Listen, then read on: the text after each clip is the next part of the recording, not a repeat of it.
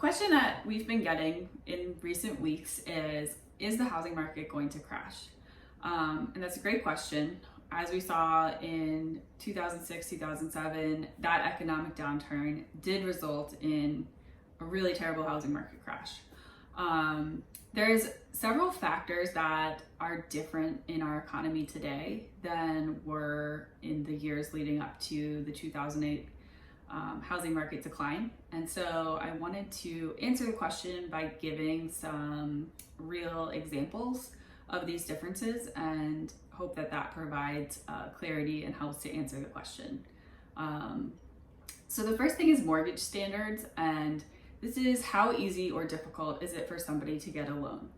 They can go to their bank, go to a mortgage company, and before 2008, and this actually was before I was in business, so I can't speak firsthand to it, but before 2008, it was very easy to get a mortgage. You weren't required to provide extensive documentation of your employment and your assets.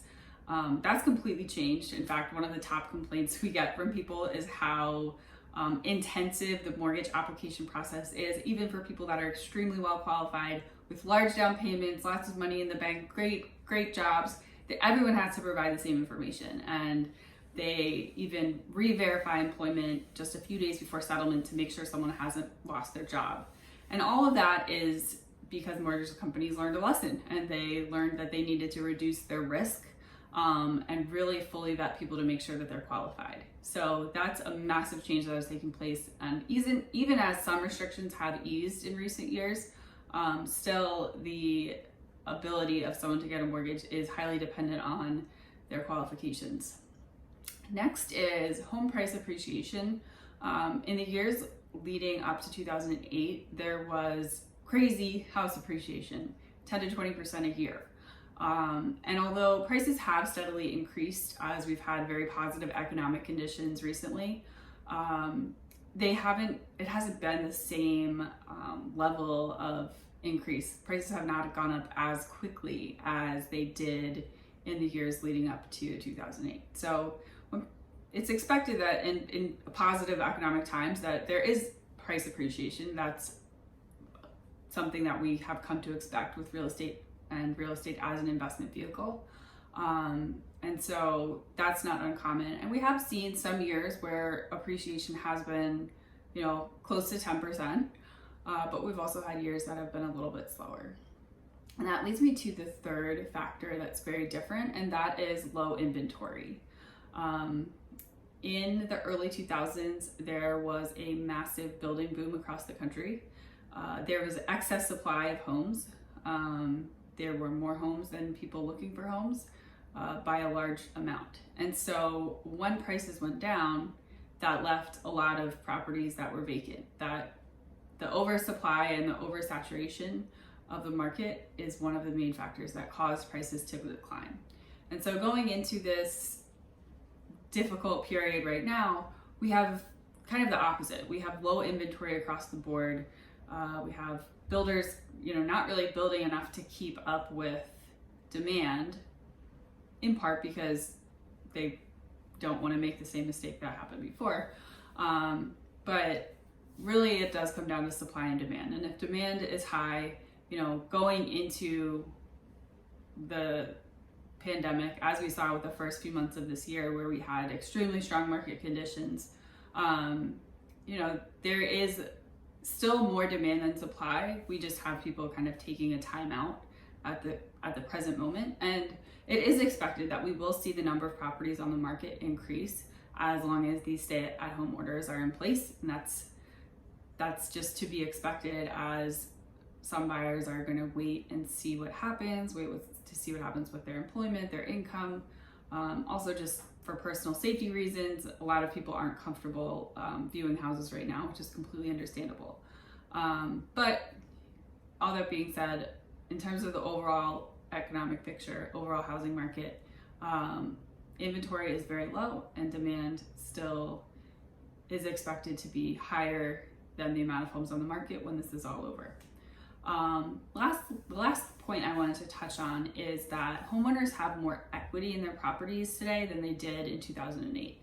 And one of the reasons why a lot of people ended up in distressed sales situations is that they would borrow against the equity in their home. So when you refinance your mortgage, you can do something called a cash out refinance.